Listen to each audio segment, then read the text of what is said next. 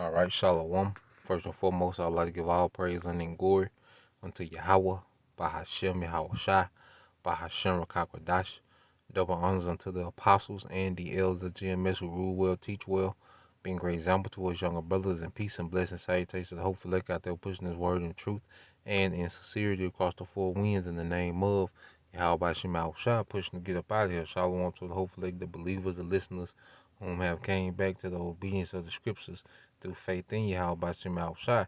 And what I want to get into today, pretty much just expound, on the comment that was made, during the Dallas, live stream this past week, Friday night, camp, and the brother, all right, Yadaka, all right, Priest Yadaka made a point on how people that are complying, with the devil are pretty much being marked for death, and we know that prophecy of the Karagma, is a hot topic, a relevant topic, at these times. And, the brother made a beautiful point how pretty much people are being marked for death, all right? And within the scriptures, all right, as Israelites, we have two choices, either you're going to be marked for life or you're going to be marked for death, going back to, all right, Moses. We got to start there first, and we'll get the two examples.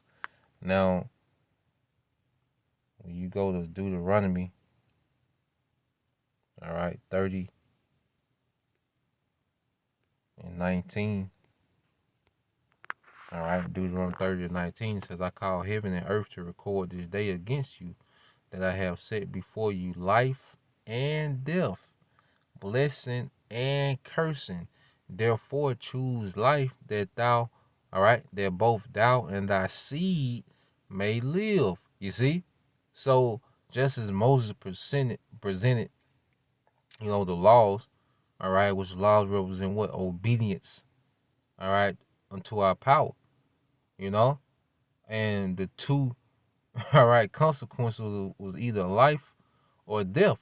And we know we fell away from their first covenant, all right, and what did it bring, man? Lifestyles of death, you know, not a lifestyle of rulership, a lifestyle of sovereignty. Because really, when you're under another nation, it's like death, because you're all right. Your power is limited. You see, well, that's another subject, but just going into it, how Moses really presented obedience, to the children of Israel, and the consequence of either life and death. Disobedience will bring death. Obedience will bring life, and we're in the same scenario today. And the men of the Lord has put the Spirit, on His men to come, as Moses presenting life and death for our people, man. And that's why it's important to know what's the thing that's going to lead to death. What's the device? What's the technology that's going to lead? And we know the MOTB, all right, consists of, all right, the RFID, man. Their radio frequent identification, man. You see? Now, when you go to Revelation 14 and 9, it says, and the third angel followed them, saying with a loud voice, if any man worship the beast and his image and receive his mark in his forehead or in his hand. Now we know that when it's speaking of worshiping the beast, which is pretty much this system, man, and everything that it entails, the mindset that this system puts you in, to do as thou wilt, ain't no law, love everything, accept everything. You see, go along to get along. All right, that's the ideology pretty much that run this system. Confusion. My truth ain't your truth. Your truth ain't my truth. Confusion. You see, the way of living a life of pleasure. It's all about clout, status, and, individualism, which is the ideology of ancient Rome. All right, that's fourth beast. So the people, that would choose, all right, to accept, all right, the MOTB will have a mindset of worshiping the beast, which is a mindset of death. They're choosing death. All right. It said, the same shall drink the wine of the wrath of the Most High, which is poured out without mixture into the cup of his indignation, and shall be tormented, all right, with fire and brimstone in the presence of the holy angels, and in the presence of the Lamb, destruction, death, nuclear fire, the fire from the chariots, man. You know? And that's by what? Choosing to worship the beast. All right, it's choosing death. You know? Now let's go to life. All right? Because while this is going on, this will be going on as well. You see, when you go to Ezekiel 9:4, which you always get it, but to prove the point, this is Ezekiel 9:4. It says, and the Lord Yahweh Bashim Shah said unto him, go through the midst of the city, through the midst of Jerusalem, and set a mark. All right? Well, this was a spiritual mark. And why is this spiritual mark being set? Which this spiritual mark goes into exemption, thawa, in the Hebrew, and let's just get it. You know, the spiritual mark. You know? And what does it say? It says a mark is a sign of exemption from judgment. All right? See, thawa. All right? As a sign of exemption from judgment. What judgment, man? The judgment we just read about for taking, all right, the carnal mark of death, man. You see?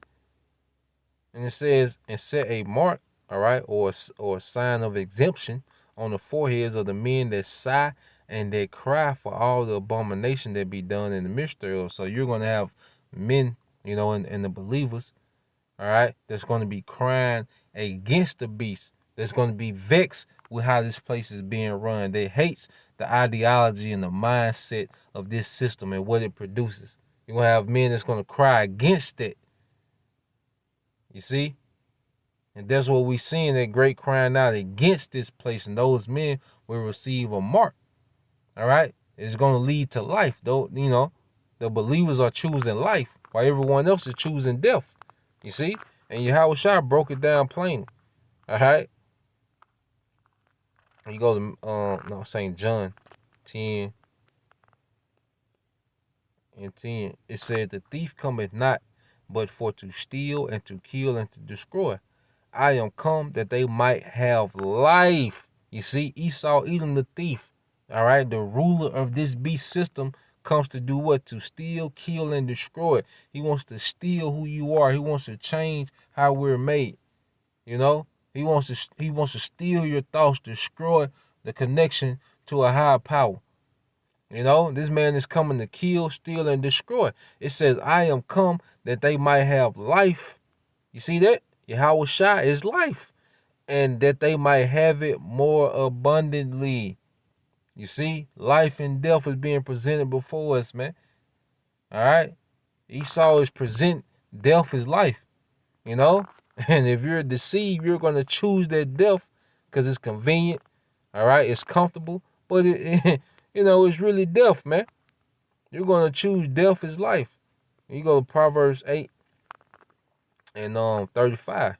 It says, for whosoever findeth me, and this is Yahweh Shai, findeth life, and he shall obtain favor of the Lord, Yahweh Bashim Shai. But he that sinneth against me, disobedience, wrongeth his own soul, and wandering after the beast, because you're worshiping another God.